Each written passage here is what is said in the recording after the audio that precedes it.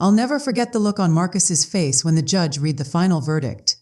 His skin went gray, actually gray, like all the blood had drained straight out of his body. He gripped the defendant's table so hard his knuckles turned white, and I watched his expensive lawyer lean over to whisper something urgent in his ear. But Marcus wasn't listening. He was staring at me across that courtroom. And for the first time in the 6 months since he'd thrown me out of our home, I saw something in his eyes I'd been waiting for. Fear. Real, bone-deep fear. The bailiff's voice cut through the silence. All rise. The judge gathered her papers, gave Marcus one last disapproving look, and swept out of the courtroom in her black robes. The gallery behind me erupted in whispers. I heard someone, I think it was my neighbor, Mrs. Chen, let out a triumphant, "Yes!" I felt my lawyer's hand on my shoulder, steady and warm, and I finally allowed myself to breathe. Behind Marcus, I could see her. Vanessa, the woman he'd chosen over me. The woman he'd given me 48 hours to leave our home for. She was crying, mascara streaming down her face, frantically typing on her phone, probably calling her mother. Probably realizing that the luxury lifestyle Marcus had promised her had just evaporated like morning mist. The security guard moved toward Marcus, and that's when it really hit him. This wasn't just a judgment. This wasn't just money. He was actually going to face real consequences. All of this, I thought, watching him stand on shaking legs, started because he thought I was weak. Before the story begins, please leave us a comment telling us which state or city you are watching from. Don't forget to like and subscribe so this channel can grow and bring you more exciting stories. Let me tell you how it all started. 3 years ago, I was happy. Actually happy, not the kind of happiness you perform for social media, but the quiet kind that fills your chest when you wake up next to someone you love. My name is Eleanor Catherine Hayes, and I'd been married to Marcus Hayes for 7 years. We lived in a beautiful brownstone in Brooklyn Heights that we'd renovated together, spent our Sundays cooking elaborate breakfasts, and talked about starting a family once his business really took off. I worked as a senior editor at a literary magazine, a job I loved even though the pay was modest. Marcus ran a boutique investment consulting firm from our home office, handling wealthy clients' portfolios. He was brilliant with numbers, charismatic with people, and ambitious in a way that both attracted and occasionally worried me. But I trusted him. God, I trusted him completely. Our life had a rhythm. I'd wake at 6:30 to the smell of coffee Marcus had already brewed. He was always up before me, checking overseas markets before dawn.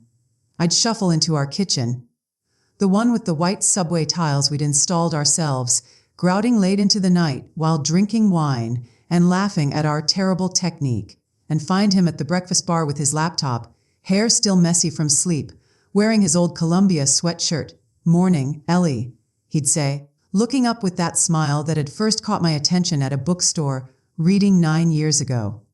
He'd pour me coffee in my favorite mug, the chip blue one I'd had since college, and we'd share the newspaper in comfortable silence. That was our life. Simple, stable, safe. I should have known something was wrong when the silences stopped being comfortable. It started small. Marcus began closing his laptop when I entered the room. He'd turn his phone face down on the counter during dinner. When I'd ask about his day, his answers grew shorter. "Busy, same old stuff." He stopped asking about mine. "You're being paranoid," I told myself. He's stressed about work. Give him space. So I did. I gave him so much space that I didn't notice when that space became a chasm. One evening in late September, I came home early from work. My boss had sent everyone home at 3 because the office air conditioning had died, and the heat was unbearable. I walked into our brownstone at 3:45, kicked off my shoes in the entryway, and called out, "Marcus, you here?" No answer. His car was in the driveway, so he had to be home. Maybe he was on a client call and had his office door closed. I padded down the hallway in my stock-hinged feet, thinking I'd surprise him with takeout from that Thai place he loved. The afternoon sunlight streamed through our tall windows, catching dust motes in golden shafts. I could hear the old radiator clanking. It always started too early in the season. Then I heard her laugh. It came from Marcus's office. A woman's laugh, bright, intimate, completely comfortable. My hand froze on the banister. My brain immediately started making excuses. Client, colleague, his cousin from Seattle, but something in the tone of that laugh, something knowing, made my stomach clench. I heard Marcus's voice next. Low. Affectionate. You're terrible, he said, in a tone I recognized. It was his flirting voice. The voice he used to use with me. My heart started hammering. I moved closer to the office door, which was cracked open about 2 inches. Through the gap, I could see Marcus sitting at his desk, but his chair was turned away from his computer. He was leaning back, completely relaxed, phone pressed to his ear, smiling in a way I hadn't seen him smile in months. No, she's at work until 6, he said. We have time. She was at work. He was talking about me. I know, baby, he continued, and that word baby felt like a physical blow. Just 2 more weeks, I promise. The lawyer said the paperwork will be ready, and then I can tell her. The floor seemed to tilt beneath me. I reached out and gripped the doorframe to steady myself. My chest felt tight, like someone had wrapped steel bands around my ribs and was slowly cranking them tighter. I love you too, Marcus said softly. The world went silent. Not actually silent, I could still hear the radiator, still hear traffic outside, still hear Marcus murmuring sweet nothings into his phone. But it all became muffled, distant, like I was underwater. I don't remember walking away. I don't remember going upstairs to our bedroom or sitting down on the edge of our bed. But suddenly I was there, staring at the cream-colored wall, my purse still hanging from my shoulder, my body vibrating with a feeling I couldn't name. Shock, rage, grief, all of them. None of them. Something bigger than all 3 combined. I sat there for maybe 10 minutes, maybe an hour. Time felt broken. My mind kept replaying what I'd heard, turning it over like a Rubik's Cube, trying to make it into something else, something less devastating. Maybe it was a joke. I thought desperately. Maybe he was talking to a friend and being sarcastic. But I knew, deep in my gut, where instinct lives before thought can argue with it, I knew. Little did I realize, what I'd overheard was just the beginning. The betrayal ran so much deeper than a simple affair. That night, Marcus came to bed at 11:30, just like normal. He brushed his teeth, changed into his pajamas, and climbed under the covers beside me. I lay there rigid, staring at the ceiling, barely breathing. You okay? He asked, not looking at me, already reaching for his phone. Fine, I whispered. You seem tense. I wanted to scream. I wanted to grab his phone and smash it against the wall. I wanted to demand answers. But fear stopped me, fear that if I confronted him, whatever small piece of my life was still intact would shatter completely. So I said nothing. The next morning, everything looked the same. Same kitchen. Same subway tiles. Same chipped blue mug. Marcus made coffee and scrolled through his phone. But the comfort was gone. In its place was something cold and hollow. I have to fly to Boston this weekend, Marcus announced, not looking up from his screen. Client meeting. Which client? I asked carefully. The Pemberton account. I told you about it? He hadn't. I'd never heard of any Pemberton account. Right, I said. He left that Friday afternoon, kissing me perfunctorily on the cheek, his overnight bag slung over his shoulder. Back Sunday night, he said. Don't wait up. The moment his car pulled away. I did something I'd never done in 7 years of marriage. I went into his office and searched it. I felt like a criminal. My hands shook as I opened his desk drawers, shuffled through his papers, checked behind picture frames and under his keyboard. I didn't even know what I was looking for. Evidence, proof. Something to make me feel crazy so I could laugh at my paranoia. I found the credit card statements in a locked drawer. It took me 20 minutes to find where Marcus had hidden the tiny key, inside a hollow book on his shelf, a thriller about betrayal, ironically enough. My fingers trembled as I unlocked the drawer and pulled out the folder. The first statement was from a credit card I didn't recognize. Marcus Hayes. It said at the top, secondary cardholder Vanessa Chen. Vanessa Chen. I didn't know any Vanessa Chen. I scanned the charges. Dinner at Le Bernardin, 547. Hotel Baccarat, Ford's 200. Cartier, 8500. Tiffany & Co., 4th 200, all dated over the past 6 months. All on dates when Marcus had claimed to be working late or meeting clients. The paper crinkled in my grip. I couldn't breathe. The numbers swam before my eyes, growing and multiplying. Each one another lie, another betrayal. Another moment when I'd been home alone thinking my husband was working hard for our future while he was actually. I ran to the bathroom and vomited. When I came back, shaking and sweating, I forced myself to keep reading. There were more statements. More cards I didn't know existed. More charges at romantic restaurants, luxury hotels, jewelry stores. Marcus had spent over $150 in 6 months on this woman, this Vanessa Chen, whoever she was. But the worst was yet to come. At the bottom of the folder, I found a lease agreement for an apartment in Tribeca. A 2-bedroom luxury apartment with floor-to-ceiling windows and a doorman, renting for $8,500 a month. The lease started in August, 2 months ago, and was signed by Marcus Hayes and Vanessa Chen. They were living together, or planning to. While I was here in our brownstone, cooking our meals, sleeping in our bed, planning our future, Marcus had a whole other life. A whole other home. I couldn't see through my tears. I stumbled out of the office and collapsed on the living room couch, the lease agreement still clutched in my hand. Our wedding photo stared at me from the mantel, Marcus in his tuxedo, me in my grandmother's vintage dress, both of us glowing with hope and promise. I stared at that photo until the sun set and the room grew dark. I didn't turn on any lights. I just sat there in the darkness, feeling my marriage, my life, my entire sense of reality crumbling around me like a house built on sand. Marcus came home Sunday night at 10:15. I heard his key in the lock, heard him call out, "Ellie, I'm home." I was sitting in the dark living room, exactly where I'd been for most of the weekend. The credit card statements and lease agreement spread on the coffee table in front of me. "Ellie." His footsteps approached. He flicked on the light. When he saw me sitting there, surrounded by evidence of his betrayal, his face didn't register surprise or guilt or even shame. For just a split second, before he rearranged his expression, I saw something else. Annoyance. He was annoyed that I'd found out. "We need to talk," I said. My voice sounded strange, flat, emotionless, like it belonged to someone else. Marcus set down his bag slowly.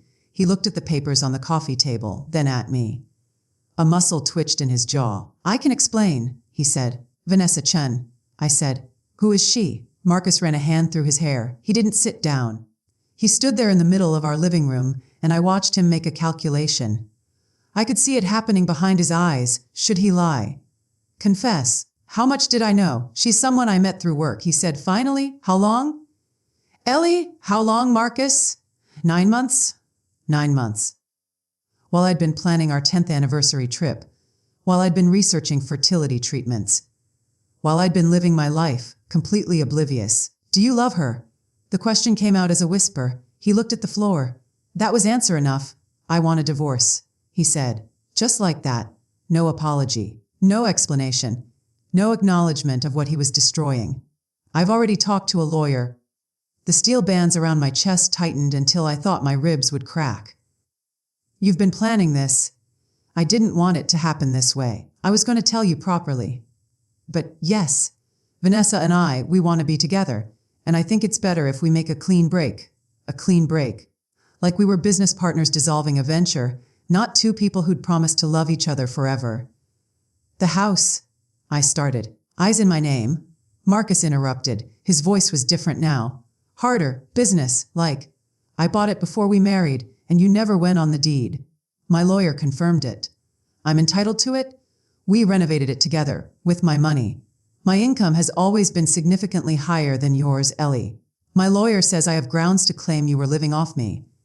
Living off him? I'd worked full-time our entire marriage. I'd contributed to groceries, utilities, everything I could afford. The only reason I hadn't paid for more was because Marcus had insisted, had said he wanted to take care of me, had made me feel like my financial contribution was enough simply by managing our home. "You'll get some settlement, obviously," Marcus continued, pulling out his phone like he was checking items off a to-do list. "My lawyer will send over paperwork.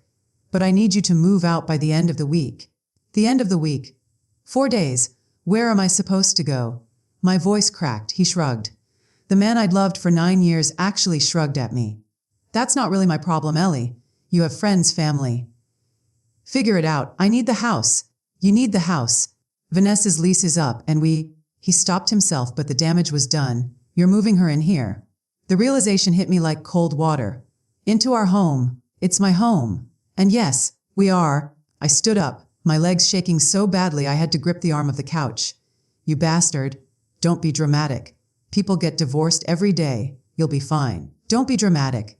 I just discovered my husband had been living a double life for 9 months, had spent over $150,000 on his mistress, had planned our divorce without telling me, and was kicking me out of my home in 4 days so his girlfriend could move into the house I'd helped build. And I was being dramatic. "I want you out by Friday," Marcus said, pocketing his phone. "I'll be staying at Vanessa's until then to give you space to pack. My lawyer will be in touch." He picked up his bag and walked toward the stairs to pack more of his things, I assumed. Then he paused and looked back at me. "For what it's worth," he said, "this isn't personal. We just grew apart. It happens." Then he went upstairs, leaving me standing in the wreckage of my life, and I heard him on the phone minutes later. "Baby," I told her. "Yeah, she knows. It's done." What I didn't know was that Marcus had planned every detail of my destruction months in advance. And what he didn't know was that his father had planned for this exact scenario years before. The next morning, I woke up on the couch. I'd fallen asleep there after Marcus left, too exhausted and hollowed out to make it upstairs to our bed. The morning light felt wrong, too bright, too cheerful. Mocking the darkness I felt inside, my phone showed 17 missed calls. My best friend Rachel had apparently heard something was wrong. Maybe she'd sensed it. Maybe Marcus had already told people and had been trying to reach me all night. I couldn't call her back. I couldn't talk to anyone. I felt like if I tried to speak, I would shatter into 1,000 pieces that could never be put back together. Instead, I dragged myself upstairs and started packing. I pulled my suitcases out of the closet and began mechanically folding clothes, removing my things from drawers I'd organized. From the closet where my dresses hung, next to Marcus's suits like they belonged together. I was folding a sweater when I heard the front door open downstairs. "Ellie," a woman's voice, not Rachel, someone else. I walked to the top of the stairs and froze. There was a woman in my entryway. She was beautiful, early 30s, Chinese, American, wearing designer jeans and a cashmere sweater that probably cost more than I made in a month. Her black hair fell in perfect waves past her shoulders, and she carried a Louis Vuitton bag that I recognized from the credit card statements. The 4th, 201 from September, Vanessa Chen. In my home. Looking around my living room like she was already measuring it for new furniture, she looked up and saw me standing at the top of the stairs. She didn't flinch, didn't look embarrassed. She actually smiled, and gave me a little wave. "Hi, you must be Eleanor. Marcus told me so much about you." Her voice was sweet, friendly, like we were meeting at a cocktail party, and she hadn't just destroyed my marriage. I couldn't speak. My throat had closed up completely. "I know, this is weird," Vanessa continued, setting her bag on my console table, the one I'd found at an estate sale and refinished myself. "But I wanted to introduce myself properly. Marcus and I are going to be living here, and I thought it would be better if we cleared the air, you know. Woman to woman, woman to woman." This home, Wrecker was standing in my entryway, talking about clearing the air like she hadn't stolen my husband. "Get out." The words came out as barely more than a whisper. "I know you're upset," Vanessa said, her voice dripping with false sympathy. "But Marcus and I, what we have is real. It's not some sordid affair. We're in love. And honestly, Eleanor, he wasn't happy with you for a long time. You must have known that?" My legs started shaking. I gripped the banister so hard my fingers went numb. "The thing is," Vanessa continued, walking further into my home, trailing her fingers along my furniture, "Marcus needs someone who matches his ambition. Someone who can be a real partner in his life. And you," she looked at me with something like pity. "You're a book editor. That's sweet, really. But Marcus is going places. He needs someone who can keep up." I descended the stairs slowly, one step at a time, my eyes locked on hers. When I reached the bottom, we stood face to face. She was taller than me in her heels, and she used that height advantage, looking down at me with barely concealed contempt. "I need you to leave," I said quietly. "This is Marcus's house," she replied. "And soon it will be mine too. You're the one who needs to leave. Which I understand you're doing. Friday, right? That's good. The movers are coming Saturday to bring my things." She was planning her move in while I was still living here. While my clothes were still in the closet and my coffee mug was still in the kitchen cabinet, this woman was already replacing me. "Marcus deserves better than you," Vanessa said, leaning in close. "He told me how you let yourself go. how you stopped trying, how boring you became. Can you really blame him for finding someone more exciting? The words hit like physical blows. Each one found the soft places inside me where my insecurities lived. The weight I'd gained after my mother died, the quiet nights at home I'd thought we both enjoyed, the thousand small ways I'd apparently failed without knowing it. I should thank you, actually, Vanessa continued, for being so oblivious. It made everything easier. Marcus said you never suspected a thing. You just sit at home every night waiting for him like a puppy while he was with me. She laughed. It was almost sad-eyed. Something inside me snapped. Not into rage, I didn't have the energy for rage. Into something colder, harder, get off. My house. It's not your house, you stupid. The front door opened. Marcus walked in, and his face went pale when he saw us standing there together. Vanessa, what are you doing here? He looked panicked. I told you to wait until Friday. I wanted to meet her, Vanessa said, wrapping her arm possessively around Marcus's waist. And I did. We had a nice chat, didn't we, Eleanor? Marcus looked at me. I stared back at him, and for the first time I saw him clearly. Really clearly. Not as the man I'd fallen in love with at that bookstore reading, not as the husband who'd promised to love me forever, but as he actually was. A coward. A leer. A man so weak he'd let his mistress come into our home and humiliate me just days after destroying our marriage. You have until Friday, Marcus said quietly. Please don't make this harder than it needs to be. They left together, Vanessa's laughter echoing as the door closed behind them. Through the window, I watched them get into Marcus's car, the car I'd helped him pick out 2 years ago, and drive away. I stood in my entryway for a long time, surrounded by the life I'd built, the home I'd made, the future I'd believed in. All of it was gone. All of it had been an illusion, but the worst was yet to come. That afternoon, I went to the bank. Our joint bank account, the one Marcus had always insisted we keep everything in, showed a balance of $347. There had been over $67 in that account last time I checked 3 weeks ago. My savings, money from my mother's estate when she died, years of my paychecks, carefully saved, gone. I went inside and asked to speak to a manager. A tired-looking woman in her 50s brought me to her office and pulled up my account on her computer. The funds were transferred to another account, she explained. Let me see, yes, here. An account in Marcus Hayes's name only. The transfer was authorized with the proper credentials. I didn't authorize any transfer. She gave me a sympathetic look that told me she'd seen this before. Mr. Hayes is the primary account holder. You're listed as secondary. He has the legal right to move funds without your approval. That money was mine. I earned it. My mother left it to me. Once it's deposited in a joint account, it becomes marital property. I'm sorry. If you want to contest this, you'll need to speak to a lawyer. A lawyer? With what money? I had $347 to my name. I walked out of the bank in a daze. The autumn afternoon was bright and cold, leaves skittering across the sidewalk, people rushing past with their purposeful strides and full bank accounts and intact lives. I stood on the corner of Montague Street and felt completely, utterly alone. My phone rang. A number I didn't recognize. Ms. Hayes? This is Patricia Moreland from Whitman and Associates. I'm the attorney representing your husband in his divorce filing. Divorce filing? Marcus had already filed. Already made it official. The papers will be served to you tomorrow. The attorney continued in a crisp, professional voice. My client is offering a settlement of $25,000 and contingent on you vacating the Brooklyn Heights property by end of day Friday and signing a non-disclosure agreement regarding the marriage and its dissolution. The $25,000, after 7 years of marriage, after losing my home, my savings, my entire life, he was offering me $25,000 and a gag order. And if I don't sign, my voice sounded hollow. Then we proceed with litigation, which will be costly and time-consuming. Hayes has significantly more resources for a protracted legal battle. I'd advise you to consult with your own attorney. But between us, Ms. Hayes, this is a reasonable offer. The house is in his name. The majority of marital assets came from his income. You're unlikely to do better in court. She hung up.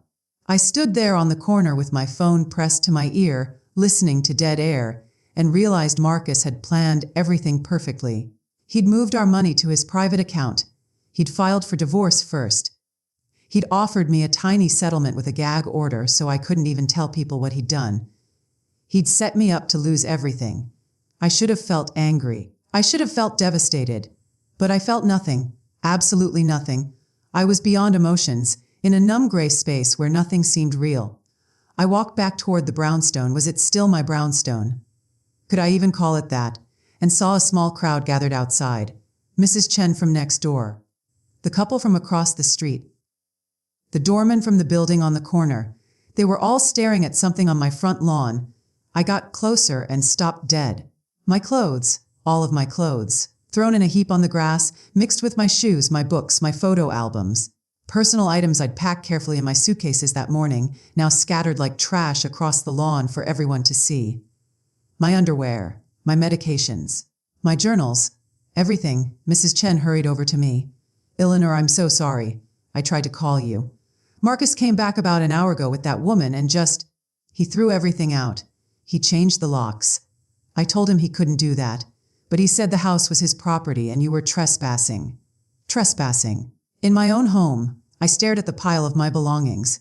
A pair of my jeans had blown into a puddle. My favorite dress, the one I'd worn on our first anniversary, was tangled in a bush. My mother's photo album lay open on the grass. Rain warped pictures of her smiling face scattered across the lawn.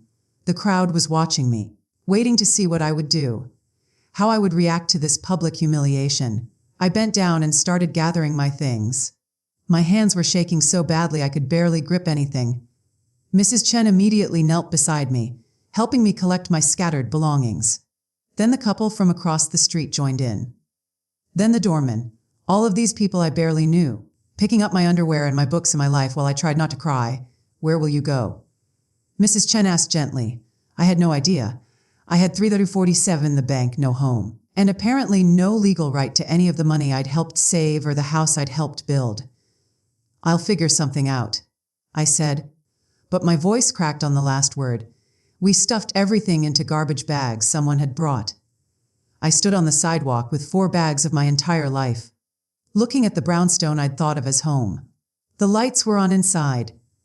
Through the window, I could see Vanessa moving around in my kitchen, probably already making herself comfortable, already erasing me. That night, I stayed at Rachel's apartment in Queens. She'd insisted when I finally called her, crying too hard to explain what had happened. She'd taken one look at me standing on her doorstep with my garbage bags and pulled me inside. I slept on her couch and dreamed of Marcus laughing. I dreamed of Vanessa wearing my clothes. I dreamed of being invisible, of screaming and having no one hear me, of the brownstone crumbling while I stood helpless and watched. When I woke up, Rachel was making coffee in her tiny kitchen. "I talked to my cousin," she said without preamble. "The one who's a lawyer. She says Marcus is within his legal rights on most of this. The house is in his name. Joint accounts can be emptied by the primary holder. You'll get something in the divorce, but probably not much." "I can't afford a lawyer," I said. My voice sounded dead. "She might do it pro bono. Or we can, Rachel." I looked at my best friend, this woman who'd been my maid of honor, who'd helped me paint the brownstone's kitchen, who'd held me when my mother died. "I have nothing. No money, no home, no job anymore." "You still have your job at the magazine. Did I forget to mention? I got an email this morning. I've been let go. Budget cuts, they said." "Funny timing." Rachel's face went pale. "Marcus is friends with the publisher. I know." The truth of my situation settled over us like a heavy blanket. Marcus hadn't just left me. He'd systematically destroyed every support system I had. The house, the money, the job, everything. I spent that entire day on Rachel's couch, staring at the ceiling. Rachel went to work. She had to, and I lay there in her small, cluttered apartment and thought about how easy it would be to just give up. To sign Marcus's settlement, take the 25,000 and disappear somewhere, change my name, start over, pretend Eleanor Hayes had never existed, but something in me resisted. Some small, stubborn part of me that Marcus hadn't managed to kill whispered, "No, this isn't right. This isn't justice." That voice grew louder as the day went on. By the time Rachel came home that evening, I'd made a decision. "I need to go through my mother's things," I told her. "The boxes in your storage unit." Rachel frowned.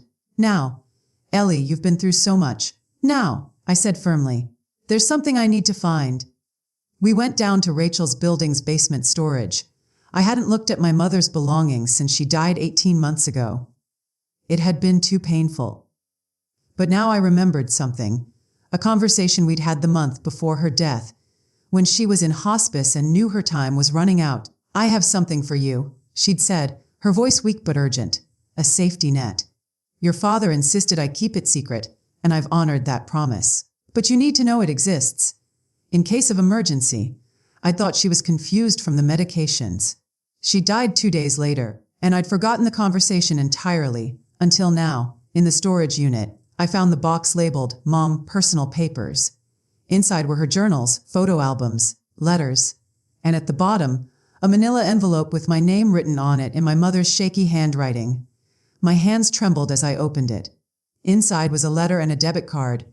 I unfolded the letter, and my mother's familiar handwriting swam before my eyes. "My darling Eleanor, if you're reading this, I'm gone, and you're in trouble. Real trouble. The kind that makes you search through a dead woman's things looking for hope. Your father knew this day might come. He knew people could be cruel, that trust could be weaponized, that the people we love most can hurt us worst. That's why he set something aside for you. A safety net he made me promise never to tell you about unless you needed it desperately. The card in this envelope is connected to an account at Heritage Trust Bank, account number 8047298-001. It's all in your name, has been since your 18th birthday. Your father wanted you to have your own resource that no husband, no partner, no one else could touch or access or even know about. I'm not sure exactly how much is there now.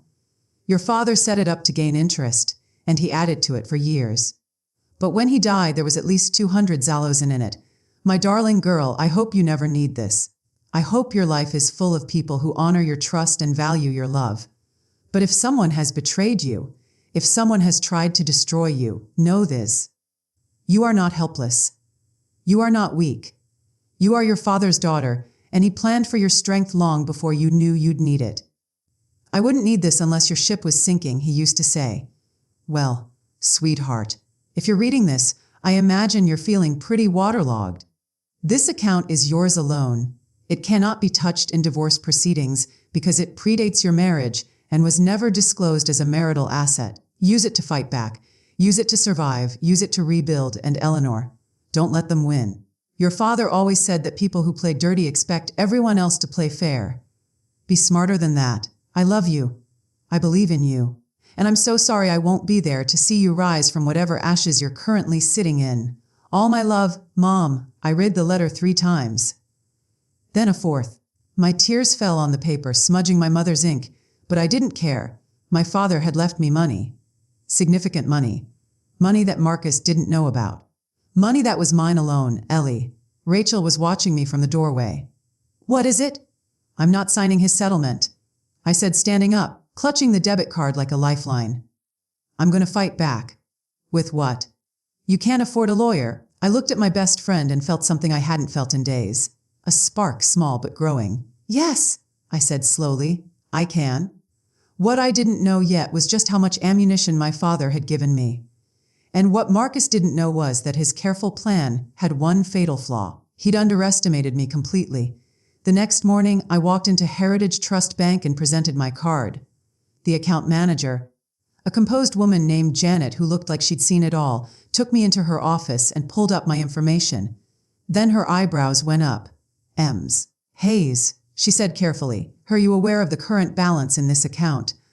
My mother said around 200 zalozin, I replied. Janet turned her computer screen toward me. I looked at the number displayed there and felt my entire body go still. The 8047-291-63. $840, $7,000. Your father established this as a trust account, Janet explained. It's been accruing compound interest for over 15 years. He also had automatic deposits set up from several investment vehicles. This account has been growing steadily since you turned 18, but as per the terms of the trust, you were not to be notified of its existence until your mother deemed it necessary or until you turned 40, whichever came first. I couldn't breathe. Almost $1 million. Money that Marcus had no idea existed. Money that he couldn't touch, couldn't claim, couldn't steal. Ken, my husband. I started. This account is in your name only and predates your marriage, Janet said firmly. According to the documentation, it was established with the specific stipulation that it remained separate property in perpetuity. Your husband has no legal claim to these funds. I started crying, not delicate tears, big, gasping sobs that I couldn't control. Janet calmly handed me tissues and waited. I'm sorry, I managed. It's just, I thought I had nothing. I thought he'd taken everything. Janet's expression softened. Ms. Hayes, in my 30 years as a banker, I've seen a lot of situations like yours. Your father was a wise man. He knew that financial independence is the greatest form of security. She paused. What do you need? What did I need? I needed a lawyer. A good one. The kind who could stand up to Marcus's expensive legal team and not back down. I needed a place to live. My own place. Where no one could throw me out or change the locks. I needed to understand exactly what Marcus had done and whether any of it was illegal. And I needed revenge. Not the violent kind, the legal, permanent, life-destroying kind. I need recommendations, I said, wiping my eyes. For a divorce attorney, the best one you know. Janet smiled. It wasn't a friendly smile.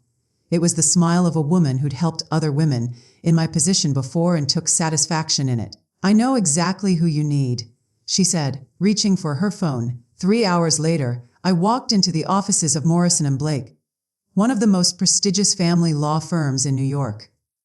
The receptionist showed me to a conference room where I waited, nervous but determined, clutching a folder containing copies of everything I'd found in Marcus's office.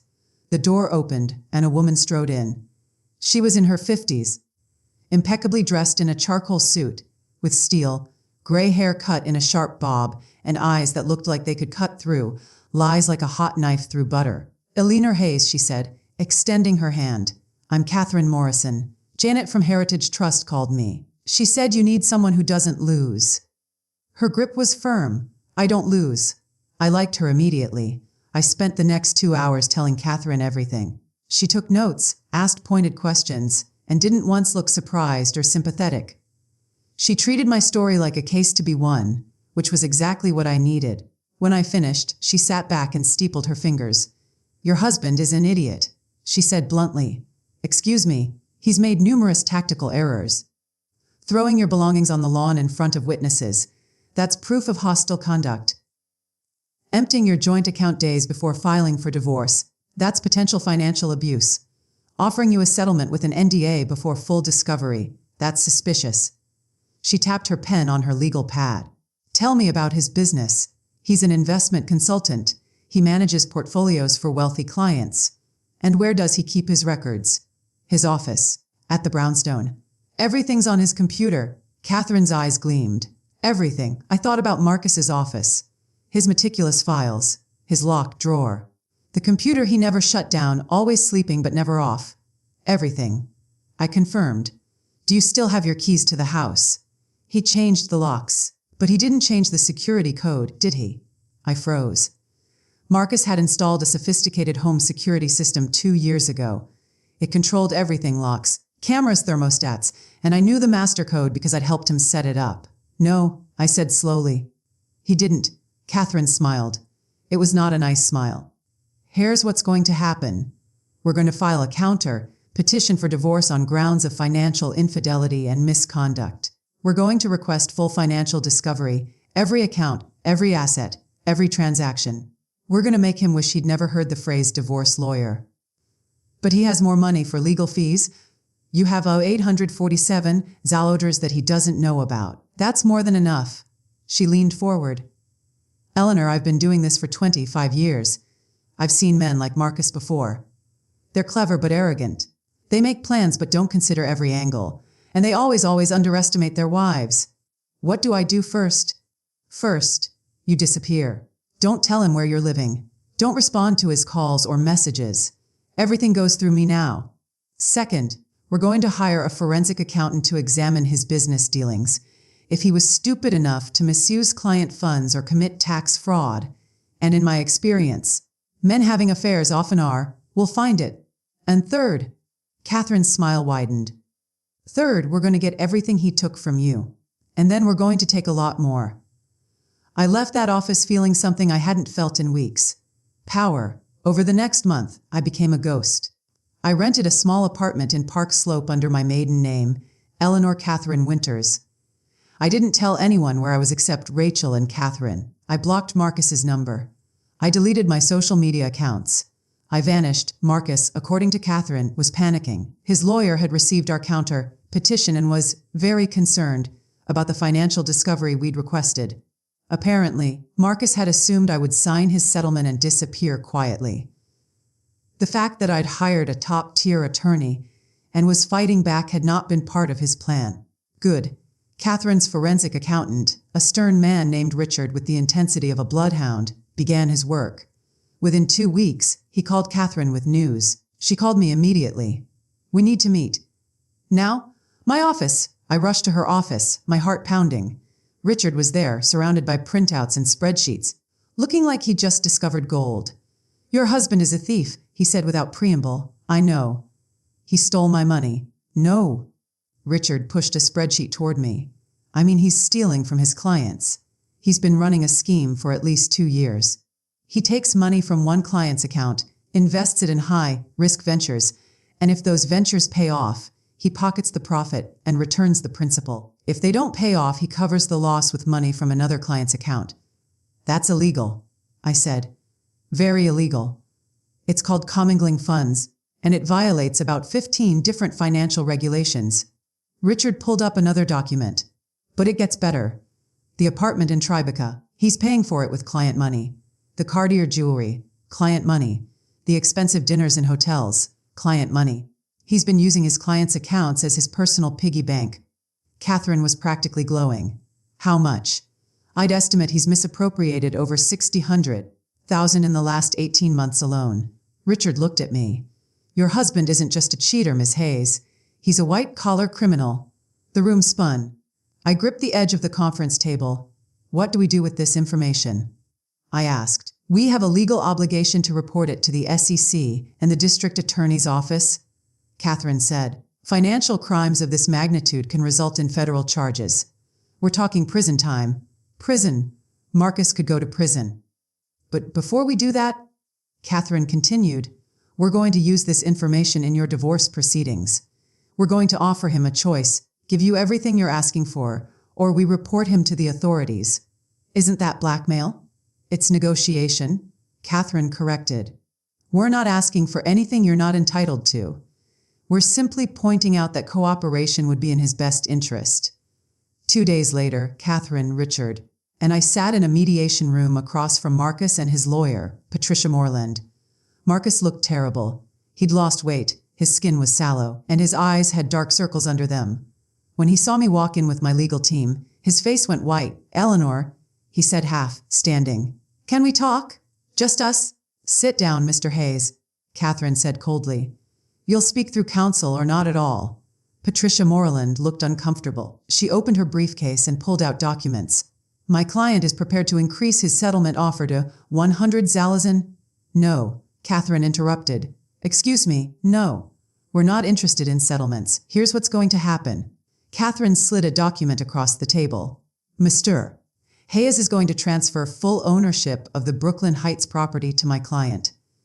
He's going to return every penny he removed from their joint account. He's going to pay spousal support of $10,000 per month for the next 5 years, and he's going to cover all legal fees." Marcus actually laughed. "You're insane. I'm not giving her the house." "Yes," Catherine said calmly. "You are. Because if you don't, we're going to report you to the SEC, the New York State Attorney General's office, and the FBI for embezzlement, fraud, and wire fraud." She pushed another stack of documents across the table. "That's a forensic accounting report detailing every illegal transaction you've made over the past 2 years. $647,000 in client funds misappropriated. That's federal prison, Mr. Hayes. 5 to 10 years minimum." The room went dead silent. Marcus stared at the documents like they were a snake that might bite him. His face had gone from white to gray. "You're bluffing?" he said, but his voice shook. "Read it?" Catherine said. "Take your time. It's very thorough." Patricia Moreland grabbed the report and began reading. As she flipped through pages, her expression shifted from skepticism to horror. "Marcus," she said quietly, "we need to talk. Privately." They left the room. Through the glass panel in the door, I could see Patricia gesturing urgently while Marcus sat with his head in his hands. Is this really enough to send him to prison? I asked Catherine. Absolutely. The evidence is airtight. Richard did excellent work. She looked at me. The question is, do you want him in prison? Did I? Part of me, the part that had loved him once, wanted to say no. But I thought about him throwing my belongings on the lawn. About Vanessa in my kitchen, mocking me. About Marcus telling me I was being dramatic when he was destroying my life. I want him to lose everything, I said. The way he tried to make me lose everything. Catherine nodded approvingly. Marcus and Patricia returned 15 minutes later. Marcus looked like he'd aged 10 years. He couldn't meet my eyes. My client agrees to the terms, Patricia said stiffly. All of them? Catherine pressed. All of them. In exchange, you agree not to report his business dealings to any regulatory authorities. That depends, Catherine said. We want everything in writing within 48 hours. Property transfer, spousal support agreement, payment plan for the stolen funds. If Mr. Hayes complies fully, we'll refrain from reporting. If he misses a single payment or attempts to hide any assets, all bets are off. Agreed, Patricia said. Catherine turned to Marcus. And you'll stay away from Ms. Hayes. No contact, no showing up at her residence, no third-party harassment. If you violate this, we report everything immediately. Marcus finally looked at me. His eyes were red, pleading. Ellie, I'm sorry. I never meant for. I don't care, I said.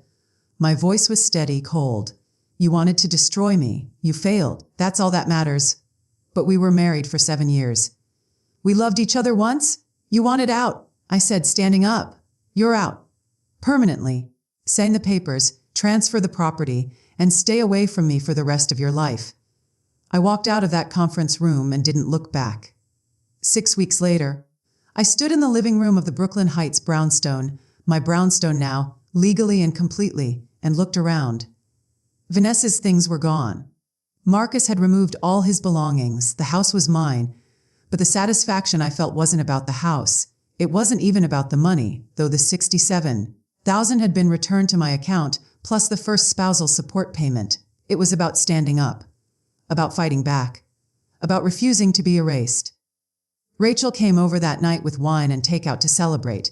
We sat on my couch, the same couch where I'd confronted Marcus, where my marriage had officially ended, and she raised her glass. To Eleanor Hayes, she said, who went through hell and came out stronger. To my father, I replied, for knowing I'd need a safety net before I knew myself. We drank, and I felt something I hadn't felt in a long time, peace. But the story wasn't over yet, because Marcus Hayes, it turned out, had one more ugly surprise in store. 2 months after our divorce was finalized, I got a call from Catherine. We have a problem, she said. Marcus never transferred the apartment in Tribeca out of his name. He's been living there with Vanessa, and he missed this month's spousal support payment. My stomach dropped. He violated the agreement. Deliberately, it seems. His lawyer claims he can't afford the payments anymore, that his business is failing and he has no income. That's impossible. He has wealthy clients, not anymore. Apparently, word got out about his, shall we say, creative accounting practices. His clients have been pulling their money. His business is essentially defunct. I should have felt bad for him. I should have felt something other than cold satisfaction. But I didn't. So what do? I asked. We follow through on our threat, Catherine said. Where report him? All of it. Every crime, every fraud, every illegal transaction. He broke the agreement. He chose this. Do it? I said without hesitation. 3 weeks later, Marcus Hayes was arrested at the Tribeca apartment. I wasn't there, but Rachel saw the news coverage and sent me screenshots. Marcus being let out in handcuffs. Vanessa crying in the background. The headline, investment consultant charged with embezzlement and wire fraud. The trial was quick. Richard's forensic accounting was airtight, and several of Marcus's former clients testified against him. Marcus's lawyer tried to argue that he'd been under emotional distress, that his marriage had been failing, that he'd made mistakes but hadn't intended to commit crimes. The jury didn't buy it. Neither did the judge. I sat in the courtroom gallery the day the verdict was read. Marcus kept turning around looking for me, and every time our eyes met, I stared back with absolutely no expression. No anger, no satisfaction, nothing. He'd wanted me to disappear. In a way I had. The old Eleanor, the trusting Eleanor, was gone. The woman who stared back at him from the courtroom gallery was someone new. Someone harder.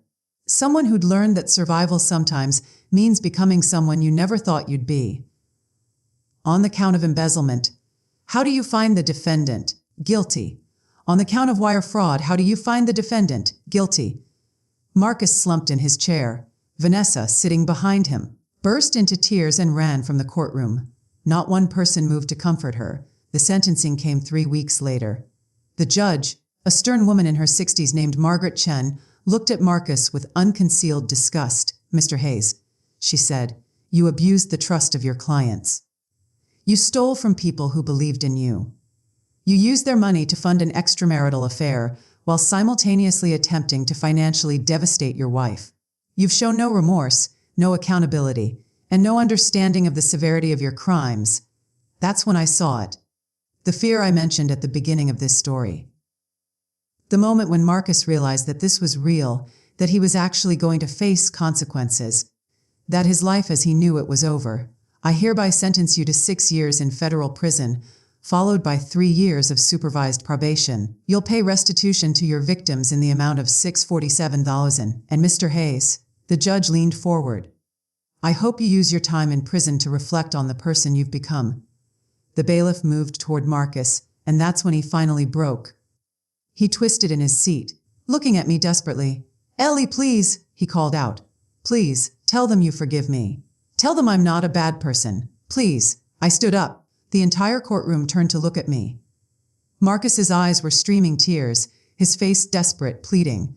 I picked up my bag, looked at him one last time, and walked out of the courtroom without saying a word.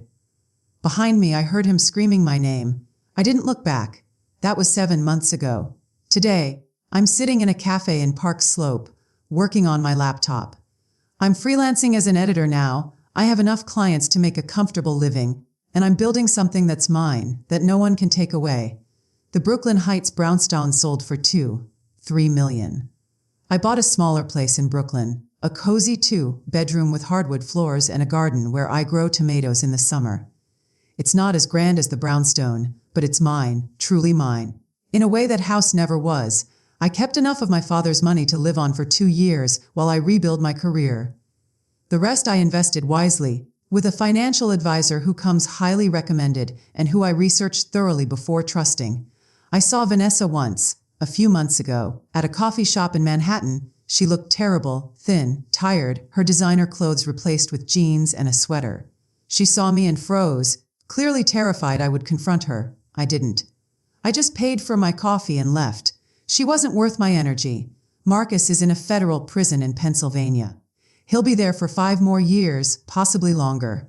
I don't think about him much anymore. Sometimes I'll remember a happy moment from our marriage, but it feels distant now, like something that happened to a different person in a different life. Rachel says I've changed. She means it as a compliment, I think. I'm harder now, more cautious, slower to trust, but I'm also stronger, more independent. More myself than I ever was when I was trying to be the perfect wife for a man who didn't deserve me. I've been on a few dates. Nothing serious yet. I'm learning to trust again slowly. Learning to see red flags I once ignored. Learning that being alone is better than being with someone who makes you doubt yourself. Last week, I visited my mother's grave. I brought flowers and sat there for an hour, just talking to her, telling her about everything that happened, thanking her for keeping my father's secret, thanking them both for loving me enough to protect me even after they were gone. I understand now. I told her headstone. Why Dad set up that account. Why you waited to tell me. You both knew that sometimes the people we love most can hurt us worst, and you made sure I'd have the strength to survive it. The sun was setting, casting long shadows across the cemetery. A breeze rustled the leaves, and for a moment, I could almost hear my mother's voicey. "You're stronger than you think, sweetheart. You always were.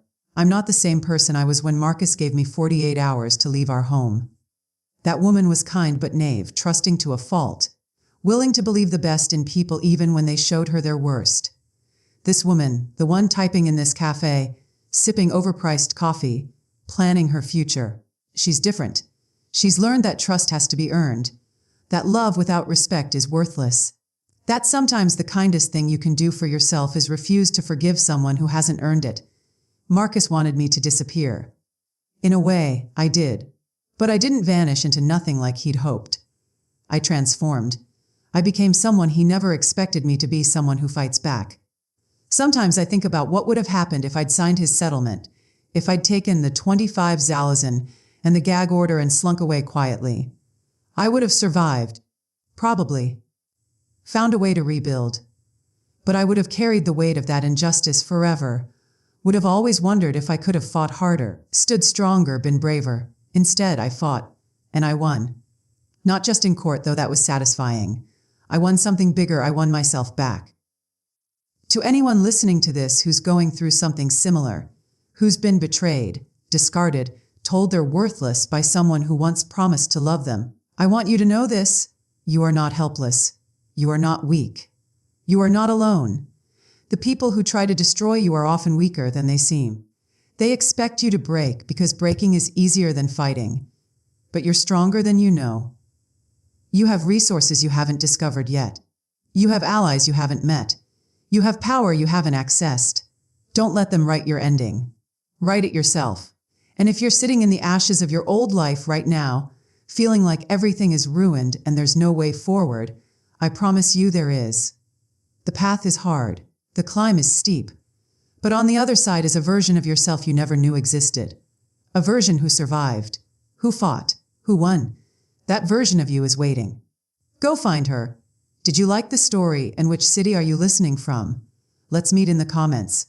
If you like the story, you can support me by sending a super thanks so I can keep bringing more stories like this. Thank you so much for your sweet support. I'm looking forward to your comments on the story. On the screen, you can see 2 new life stories that I highly recommend. There's so much more on my channel. Don't forget to subscribe. See you in the next life story with love and respect.